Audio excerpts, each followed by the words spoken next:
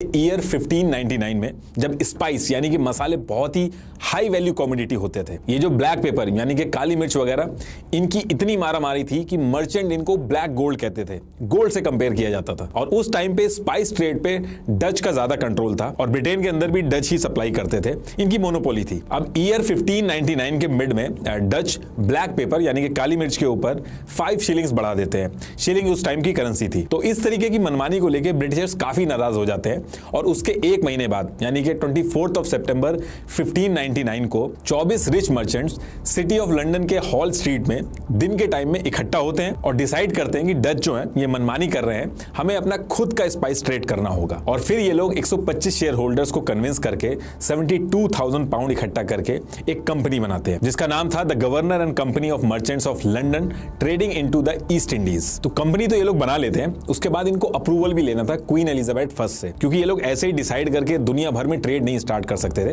तो इसके 3 महीने बाद यानी कि 31 दिसंबर 1599 को क्वीन एलिजाबेथ फर्स्ट इनको रॉयल चार्टर देती हैं कि आप लोग जाओ और ये सारी चीजें स्टार्ट करो।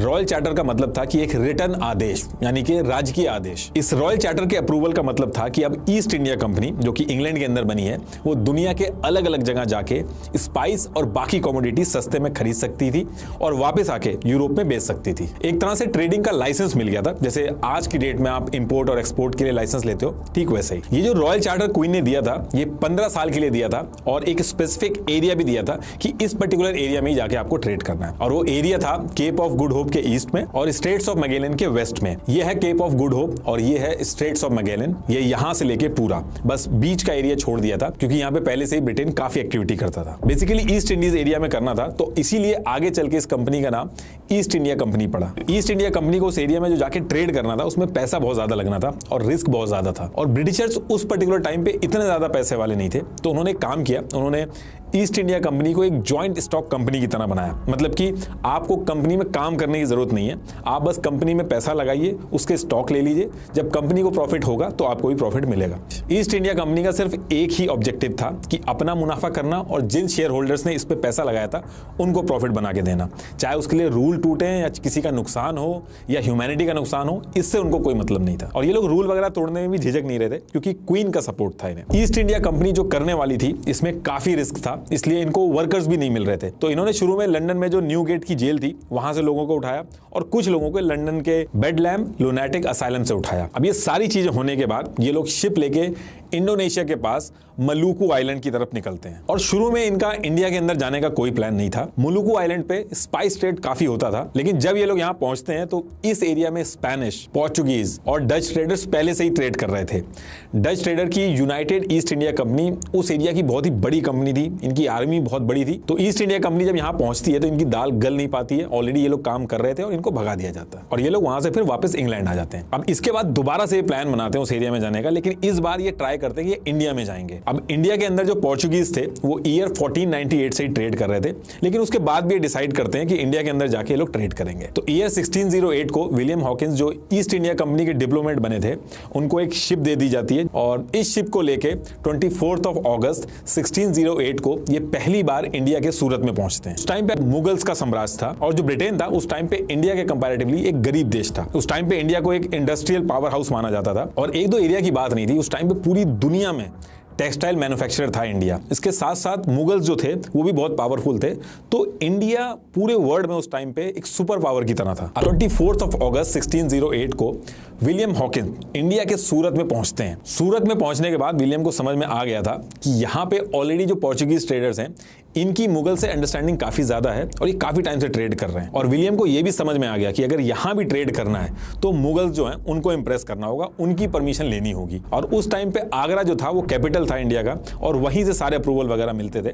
तो विलियम सूरत से उठ के सीधे आगरा पहुंचते हैं और जैसे तैसे करके जहांगीर से बात करने की कोशिश करते हैं और जहांगीर को इंप्रेस करने के लिए काफी चापलूसी भी करते हैं। जैसे ये थे गोरे लेकिन ये अफगान ड्रेस पहन के गए वहां पे और टूटी फूटी टर्किश लैंग्वेज में बात करने की कोशिश कर रहे थे और कई तरीके के गिफ्ट्स भी लेके गए थे। अब पहली चीज जो मुगल्स थे वो ब्रिटिशर्स के साथ काम करके पोर्चुगीज ट्रेडर को नाराज नहीं करना चाहते थे। और दूसरी चीज, मुगल्स ब्रिटिशर्स को काफी गंवार और असभ्य समझते थे, तो इनको बिल्कुल भी एंटरटेन नहीं किया। और ब्रिटेन में 24 मार्च 1603 क्वीन एलिजाबेथ फर्स्ट की डेथ हो जाती है और सेम डे ब्रिटेन के नए किंग बनते हैं किंग जेम्स। इसके बाद ईस्ट इंडिया कंपनी के जो डायरेक्टर थे वो किंग जेम्स से मिलते हैं और उनसे रिक्वेस्ट करते हैं कि अगर वो ऑफिशियल डिप्लोमेट भेजेंगे तो उनकी बात ज्यादा सीरियसली ली जाएगी और हो सकता है उनका काम बन जाए। किंग जेम्स जो थे वो इस बात को मान जाते हैं और 18 सितंबर 1615 को अपना एक official ambassador sir Thomas Roe को शिप से सूरत भेजते हैं। सर थॉमस एक स्मार्ट आदमी था, उसने विलियम हॉकिंस की तरह गलतियां नहीं की। वो जहांगीर से जाके मिला और उसने जहांगीर को इंग्लैंड से ट्रेड करने के फायदे समझाए। उसने समझाया कि जब ईस्ट इंडिया कंपनी यहां पे आके ट्रेड करेगी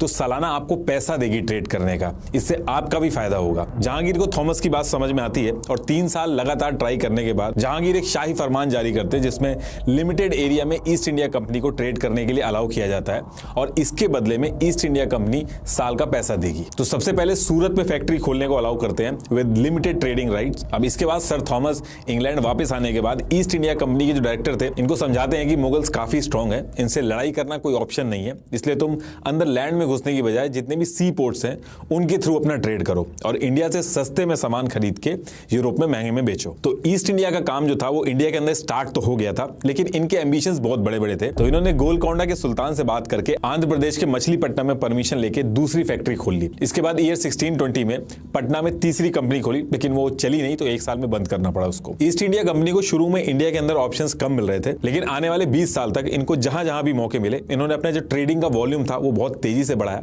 और जिस एरिया में थे वहां पे अपनी पकड़ बहुत मजबूत कर रहे थे, क्योंकि जहां जहां पे ये लोग ट्रेड स्टार्ट कर रहे थे वहां पे डेवलपमेंट भी हो रहा था, तो लोग भी उस एरिया में ज्यादा सेटल हो रहे थे। इसके बाद साल आता है 1640 और तब तक ये अपने पैर काफी जमा चुके थे। इनको रियलाइज हुआ कि विजयनगर एम्पायर जो है वो काफी कमजोर हो रहा है, तो ये लोग अभी तक तो कहीं भी लड़ाई वगैरह नहीं करते थे, बस एरिया देख के राजा को अलग अलग तरीके से लालच देते थे और ट्रेड करने के ऑप्शन देखते थे। तो सेम चीज इन्होंने विजयनगर के राजा के साथ भी की, कोई लड़ाई झगड़ा नहीं किया, उनको कन्विंस करा कि उनका कैसे फायदा हो सकता है और उस एरिया में जाके ट्रेड करने की बात करी। और फायदे की बात सुनकर राजा ने इनको 3 माइल्स लॉन्ग एक एरिया दे दिया और ये जो एरिया था एक फिशिंग विलेज था जिसको मद्रास पट्टनम कहते थे। को यहाँ पे एक एरिया मिला तो इन्होंने किले वगैरह भी बना लिए थे और इस एरिया में जो फोर्ट बनाया था उसको ब्रिटिशर्स ने नाम दिया था फोर्ट सेंट जॉर्ज। और फिर इसी एरिया में कुछ पार्ट और जुड़ा और आगे चल के इसका नाम मद्रास पड़ा। तो कई सालों तक यहाँ ट्रेड किया इन्होंने। उसके बाद ईयर आता है 1662 और उस टाइम के इंग्लैंड के राजा थे चार्ल्स सेकंड। उन्होंने पोर्चुगीज क्वीन कैथरीन से शादी की, तो दहेज में एक आइलैंड मिलता है इनको इंडिया के अंदर जिसपे पोर्चुगीज का कब्जा था। इस आइलैंड को बुम्बई बोला जाता था, जिसे आज की डेट में हम लोग मुंबई बोलते हैं। और जब ये एरिया ब्रिटेन को दहेज में मिलता है तो ईस्ट इंडिया कंपनी के लिए बड़ा आसान था यहाँ पे ट्रेड करना। तो इस तरीके से बॉम्बे भी ईस्ट इंडिया कंपनी के पास आ जाता है। अब ब्रिटिशर्स जो थे वो ट्रेड करके कमा तो रहे थे, लेकिन सब सी पोर्ट पे ही ट्रेड कर रहे थे क्योंकि मुगल्स इनको घुसने नहीं दे रहे थे सही से। उस पर्टिकुलर टाइम पे बंगाल का जो एरिया था इंडिया के अंदर, उसमें आज के टाइम का ओडिशा, बंगाल, बांग्लादेश और बिहार आता था। तो उस टाइम पे बंगाल सूबे का जो गवर्नर था शाइस्ता खान, जो कि मुगल एम्परर औरंगजेब का मामा था और ईस्ट इंडिया कंपनी को ज्यादा पसंद नहीं करता था। तो स्पेशली इनको मनाने के लिए बंगाल के अंदर अच्छे से ट्रेड कर पाए east India company William hedges को भेजती है और विलियम काफी हद तक कामयाब भी होते हैं इस चीज में और एग्रीमेंट वगैरह करके छोटे लेवल पे ट्रेड भी स्टार्ट हो जाता है ईस्ट इंडिया कंपनी का बंगाल के अंदर। अब होता क्या है कि ईयर 1681 में ईस्ट इंडिया कंपनी का डायरेक्टर चेंज होता है जिसका नाम था जोशिया चाइल्ड। तो ये जोशिया चाइल्ड थोड़ा एरोगेंट था, तो इससे पहले विलियम ने जो एग्रीमेंट वगैरह करे थे, ट्रेड शुरू करवाया था बंगाल के अंदर, उसको ये सही से फॉलो नहीं करता था और इस चीज को लेके बंगाल का जो गवर्नर था वो काफी खुश नहीं था।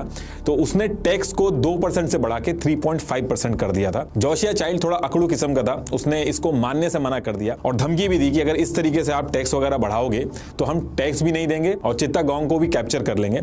लेकिन जो गवर्नर था वो इनकी सुनता नहीं है और टैक्स अप्लाई कर देता है। और ये सारी चीजें ईयर 1686 में चल रही थी और जोशिया इतना ज्यादा गुस्सा हो जाते हैं कि इस चीज को लेके वो अटैक करने की सोचते हैं और लंदन से 19 वॉरशिप, 200 कैनन्स और 600 सोल्जर्स बुला के मुगल्स के ऊपर अटैक कर देते हैं। ये पहली बार हुआ था जब ईस्ट इंडिया कंपनी ने लालच या फिर धोखाधड़ी के अलावा डायरेक्ट वॉर करी थी। लेकिन मुगल्स बहुत ही ज्यादा स्ट्रांग थे, उन्होंने ईस्ट इंडिया कंपनी को बुरी तरीके से हरा दिया और इनके जो लोग काम करते थे उनको सूरत और ढाका में कैदी बना दिया था। और जो इनकी फैक्ट्रीज थी हुगली, पटना, कासिम बाजार, मसूलीपट्टनम और विशाखापट्टनम में, इन सारी फैक्ट्रीज को अपने कब्जे में कर लिया और सूरत की फैक्ट्री को बंद कर दिया और बॉम्बे में ये जो ट्रेड कर रहे थे उस पर कब्जा कर लिया। और ये वो टाइम था जब ईस्ट इंडिया कंपनी को समझ में आ गया था कि उन्होंने बहुत ही भारी गलती कर दी है। इतने सालों की मेहनत उनकी सब पानी में चली गई थी। लेकिन बहुत शातिर थे, इन्होंने ईगो नहीं दिखाया बल्कि माफी मांगना चालू किया, यहां तक कि पैरों तक में पड़ गए। कई सालों तक माफी मांगी। मुगल्स को भी जो ट्रेड से टैक्स का पैसा आता था उसकी आदत लग चुकी थी। और फिर इसके कुछ साल बाद ईयर 1690 में इनको माफ कर दिया जाता है,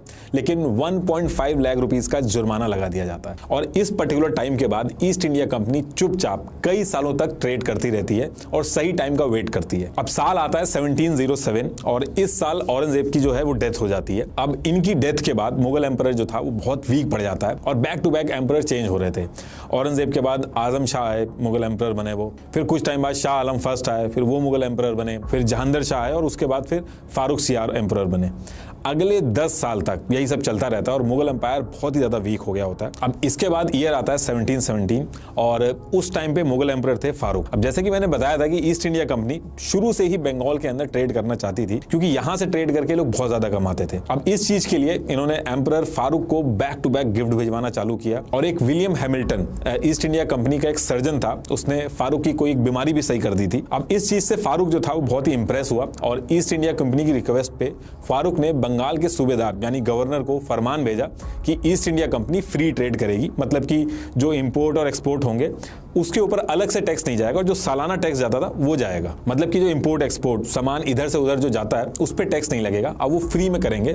लेकिन जो एनुअल टैक्स जाता था उसकी पेमेंट जो 3000 रुपए थी वो ये देते रहेंगे। इसको दस्तक भी कहा जाता था उस टाइम पे। तो ईस्ट इंडिया कंपनी के चीफ ऑफ फैक्ट्री जो थे उनको ये भी परमिशन मिल गई थी कि ये बिना किसी चेकिंग के इधर से उधर सामान ट्रांसफर कर सकते थे। बंगाल के जो गवर्नर थे उनको ये सारी चीजें ठीक नहीं लग रही थी, लेकिन वो मुगल एम्पायर से जुड़े हुए थे तो उनको मानना पड़ा। तो जब मुगल एम्पायर वीक पड़ने लगा और राजा टिकते नहीं थे तो इनमें से कई सारे सूबे थे वो मुगल एम्पायर से अलग हो गए। ऐसे बंगाल के जो गवर्नर थे उन्होंने भी खुद को इंडिपेंडेंट कर दिया था, लेकिन उसके बाद भी वो मुगल एम्पायर जो था पूरा उसको टैक्स देते थे। जैसे बाकी कुछ थे सूबे उन्होंने टैक्स देना तक बंद कर दिया था। तो टैक्स बंद होने की वजह से जो मुगल एम्पायर था वो फाइनेंशियली वीक हो रहा था। और इसी बीच में जो मराठा सिख थे उन्होंने भी मुगल्स के ऊपर अटैक किया और काफी सारा एरिया जो था वो अपने पास रख लिया था। ईयर 1707 में औरंगजेब की जब डेथ हुई थी तो उससे पहले ये मैप था और मरने के बाद आगे चल के इतने मुगल रूल्ड एरिया बचे थे।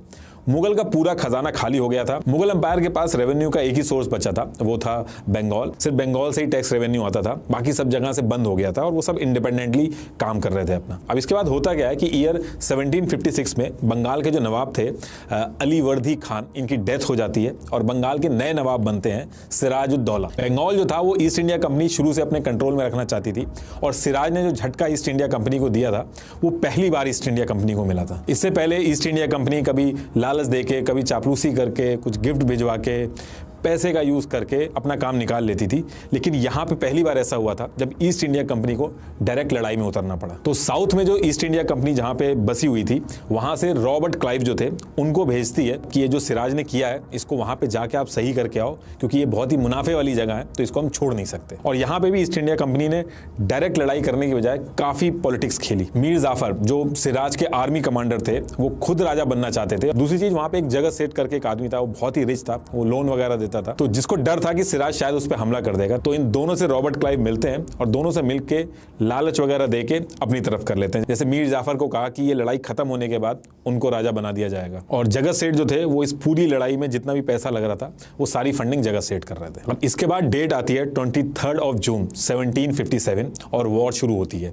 पूरी लड़ाई में सिराज के कमांडर मीर जाफर बैकफुट पे थे और एक दिन लड़ाई के टाइम पे ही बारिश हो जाती है। ब्रिटिशर्स तो अपने वेपन्स को कवर कर लेते हैं, लेकिन सिराज के वेपन जो थे वो भीग जाते हैं, जिसकी वजह से वो काम नहीं करते हैं। और यही मौका देख के मीर जाफर जो थे वो फौज को पीछे खींच लेते हैं और ईस्ट इंडिया कंपनी जीत जाती है। और अपने वादे के हिसाब से मीर जाफर को ईस्ट इंडिया कंपनी नवाब बना देती है बंगाल का। अब देखिए, लेकिन मीर जाफर को नवाब इसलिए नहीं बनाया था क्योंकि ईस्ट इंडिया कंपनी अपने वादे की बहुत पक्की थी, क्योंकि वादे तो उन्होंने हजारों बार तोड़े थे। ये चीज वो इसलिए करते थे क्योंकि ईस्ट इंडिया कंपनी की एक पॉलिसी थी कि कहीं पे भी खुद रूल नहीं करते थे, बल्कि अपना एक पपेट राजा बना के बैठा देते थे और उस पपेट राजा के थ्रू ये लोग अपने ट्रेड की पॉलिसीज वगैरह चेंज कराते थे और जितना भी रेवेन्यू सिस्टम रहता था वो सब ले लेते थे।